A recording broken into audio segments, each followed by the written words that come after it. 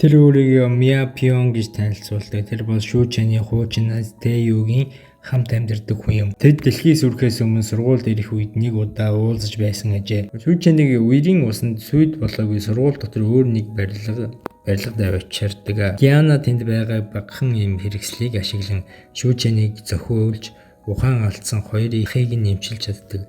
Эмийн нөөц хангалт хүж түр зурж хүрэлцээтэй байлаа. Тиймээс хоёр ах аюулгүй болж Диана тэдний байдлыг докторжуулжээ. Жаахан охин түн талархаад ах нарынх нь хажууд үлдэж асарж эхэлдэг. Шүүчэн Шиамаогоос бүх оюутнууд энд амьдарч байгаа эсхийг асуухад тэр тийм гэж хэлдэг. Амьд үлдсэн бүх оюутнууд хүйс хамаарахгүй энэ барилгад хорогдож байдаг аж. Тэюн хүн бүхэнд тусалдаг болохоор энэ газрын Фейл тимийн нутаг гэж үздэг байна. Фейл тим нь өмнө Шүүчэний сүрдүүлж байсан Деворд клантай хүртэл тэмцэж чадах хүчтэй бүлэг ажээ. Ярилцаж байтал нэг ир орж ирээд Шүүчэнээс манай бүлэгт нэгдэхүү гэж асуудаг. Тэр бол Тэю байлаа. Эхэндээ тэр Шүүчэнийг таньдаг гэж Пио танилцуулснаар тэр биенээ таниа. Бүлгийн ахлагч Тэю хуучин найзтайгаа уулзсандаа баярлаж хоёр найз тэрвэрлдэн баярлана. Тэю бараг уйлах шахан ийм цаг үед дахин уулзна гэж бодоогүй гэдгийг хэл. Тэр Шүүчэн саяхан даалгавраас ирсэн болохоор хэд хоног хамт байж болно. Хамт нэг юм уу гэж санал болгодог. Тэд ярилцаж байтал тэр Тэюг харна. Тэр одоо туулайн хувцастай байлаа. Тэю тэр эмэгтэй их сургуультай алдартай Gold Goddess Diana гэдгийг шууд таниа. Диана ичингүүр нь тэр үед өнгөрсөн одоо чухал биш үдэ гэж хэлдэг. Тэю Шиамиогоос яагаад алдартай гой бүсгүй маань энд ирчихсэн тэгээд бүр туулайн хувцастай байгаа юм бол гэж асуухад Шовч бас түүнийг эмнэлгийн сургууль дээд ангийн Диана гэдгийг ойлгодог. Тэдний харц яриа бүгд Диана гэвгүй байдалд оруулж тэр Шүүчэнд наалдаж өөр хувцас өмсөх юм уу гэж гуйнаа ичээд Шүүчэн инээмсэглэж шөөрдөг. Хоёр тэдний тэрвэрлдэж байгаа татархна Тэюн түүнд хувцсны өрөө санал болгож өрөө жаахан замбраагүй чөлөөтэй сууж хувцаа сольж болно гэдгийг хэлнэ. Шүүчэн өрөөг харж энэ их тансаг өрөө байна. Тэю их хэмжээний оноо зарцуулж авсан болтой гэж бодно. Бүлгийн ахлагч анзаарч тэд цөнхгүй байгааг хэлээд хувцаа хаанаас авсан юм бол гэж боддог. Шүүчэн сэдвийг хурдан өөрчилж Тэюгийн өдөр тутмын даалгавруудын талаар асууна. Тэю бүх газар аюултай болсон даалгавар бүр эрсдэлтэй гэж хэлнэ.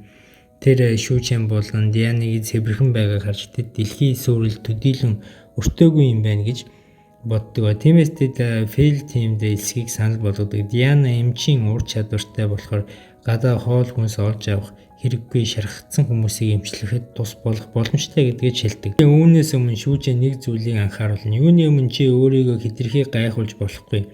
Шүүчэн нэг зүйл хэлэх хэрэгтэй гэж Тэюн анхааруулдаг. Чи хаасайгүй анхаарал татхаа бол хамгийн гол нь охиныг туулайн хувцас өмсгөхөө зогсоо. Юу бодож ийм үйл хийдэг байна гэж загнадаг. Шүүчэн өөрийгөө марч би түүнийг хамгаална гэж хэлэхэд Тэюн түүний толгойг руу зөөлөн зөхөн. Тэр найздаа өмнө чи ингэж хүчтэй байгаагүй шүү дээ. Ахлах сургуульд байхдаа дээрлэхүүлдэг. Харин би чамайг дандаа л хамгаалдаг байсан гэж сануулдаг. Тэюн бас анхааруулна. Манай хамгаалалтын дараа Го тийм сайн хүн биш. Нэг эмэгтэйг анхаарал тавьчихвал хөвчлэн муу зүйл болдог. Дианач бас гой үзэсгэлэнтэй болохоор түүний анхааралд орсон бол аюултай байдалд орно гэж хэлдэг. Нөгөө тэр үед нь Диана хувийн өрөөндөө хувцас сольж байтал гинэд хүзүүн дээр нь хутаг тулгагдана. Нүрээ нуусан нэг эмэгтэй гарч ирдэг бөгөөд Диана сандар чи хэн бэ? Надаас юу хүсэж байна гэж асууна. Тэр эмэгтэй хариулахгүй би даргын даалгавраар ирсэн. Чамайг амрах газар бэлдэн. Эмэгтэй хүн ирчүүдтэй ойрхон унтах хэрэггүй гэж хэлдэг. Диана түүний хэн болохыг мэдэхгүй ч бид мэднэ энэ бол өмнө Шүүчэнтэй тулааныг ажиглаж байсан сонин эмэгтэй байна штэ. Тэр Шүүчэн ямар хүчтэйг өөрийн нүдээр харж байсан. Одоо тэр даргын тушаалаар Дианыг авч явахаар иржээ. Диана би зүгээрээ энд хангалттай газар байгаа тусамж хэрэггүй гэж тайлбарлахад нөгөө эмэгтэй дарга өөрөө надад хэлсэн юм. Хин ч түүний тушаалыг зөрчиж болдгүй юм гэдгийг хэлнэ. Гэвч Диана энгийн хүн биш. Тэр сэтгэлийн хүчээр түүнийг хянаж чаддаг. Тэр эмэгтэйгийн нүд рүү ширтээ зогс гэж хэлэхэд эмэгтэй хөдөлж чадахгүй болдог. Диана гараа ав гэхэд тэр дагаж хутгаа буулгана. Сэтгэлийн хүчийг ашиглан тэр маш хэцүү байдлаас Диана богино хугацаанд мултарч чаддаг. Тэр одоо үүнийг ашиглаж бусдыгаа дуудахаар хаалга руу алхахад нөгөө эмэгтэй хүчээд ажиллан гараа хутгаар хатгаж өвдөлтөөрөө биеэ суллана. Тэгээд гинэд Диана руу дахин дарав. Тэд хан мөргөж унаад дуу чимээ гаргана. Гадаа байсан хүмүүс Диана юу болоод байна гэж асуухад хотос солиод ийм их дуу гарах боломжгүй дээ гэж бодно. Тэд санаа зовж эхэлнэ. Хаалгыг хүчээр нээн. Өдөрт нэгэн хүн орж ирэхэд нууцлаг эмэгтэй хэн болохыг мэдэхгүй хурдтай дайрах. Алхын даваан дээр тэр Тэюмны найзыг хамгаалахаар орж ирэх гэж оролцсон ч хэрэггүй байлаа. Учир нь эмэгтэй хинтээ тулгарснаа ойлгожээ. Тэр өмнө шүүчэний шинжилгээ ухааны технологийн сургуульд ганцаараа олон зомбитой тулдаж байсныг харсан. Тиймээс тэр хэрвээ би буруу зүйл хийвэл амьд гарахгүй гэдгийг мэдэж байсан юм. Тэр гүйж байсан чиглэлээ зогсоож чадалгүй өвдөг сөгдөн шүүчэний хөлд очин зогсоод намайг уучлаарай мастер минь гэж хэлдэг. Шүүчэн гайхаад чи юу яриад байна гэж асуухад эмэгтэй би чамд үнэнч гэдгийг харуулах гэсэн юм гэж хэлээд бүр хувцаа тавьж одоо итгэж байна уу гэж асуудаг. Шүүчэн Болбаатар чиний охтыг сонирхол үнэхээр өөрчлөгдсөн юм уу гэж асуудаг. Шиамао ичээд харцаа бууруулна. Харин түүний хувцаа тайлсан анхаарлыг нь сарниулахын тулд байсан аж. Тэр хүмүүсийг зочроодог жижигхэн бөмбөг хэлбэлж бус нутаг бүхэлдээ манан дотор нөгөө эмэгтэй зүхтах гэж оролдоно. Гэвч шүүчэн түүний гарч явхаас нь зогсоож хоолн нус нь багалсуурдана. Тэр чи ингэж амархан зүхтаан гэж бодсон юм уу гэж асуудаг. Нууц ажилтан маань амь насаа гоош намайг битгий яал. Учир нь тэр жижигхэн охин болон түүний хоёр ах орон сууцын талбайд баригдсан гэж хэлдэг. Шүүчэн тэрийн талаар бодлогүйгээр түүнийг гадагш нөөнийг авч яваад бусдын тэр охин хэн болохыг ба түүний ах нар нь хаашаа явсныг ярина.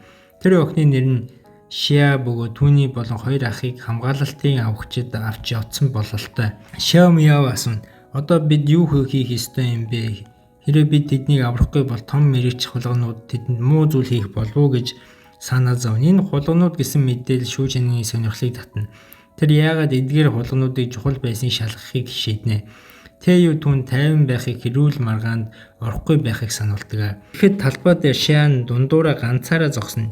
Капитан Гон тайзан дээр суугаад бүхнийг хянаж байлаа. Тэр Шаад чиний хоёр ах даалгавраа биелүүлээгээд бол маш хүнд нөхцөл байдал байна гэж хэлнэ.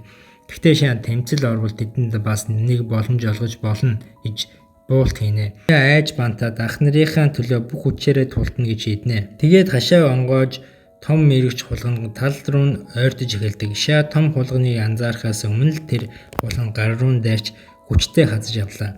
Тэр өвдсөндөө чангаар ойрлоо. Хулган түүний газраас өргөж савчиж эхэлсэн идэх гэж бэлтгэл хийж байгаа хэрэг байлаа. Амьд гарахын төлөө тэмцэж байхад ах нарынхаа тухай дурсамж санаанд нь орж ирлээ. Нэг удаа тэд үлсэж байхдаа мөөг болсон Шиа мөөг аюултай байж магадгүй гэж анхааруулсан юм. Гэхдээ ах нарынх нь нэг нь жаахан охин ийм зүйл идэж болохгүй гэж бодоод өөрөө амсаж үзээд хоронд нь хордож ухаан алдаж байжээ.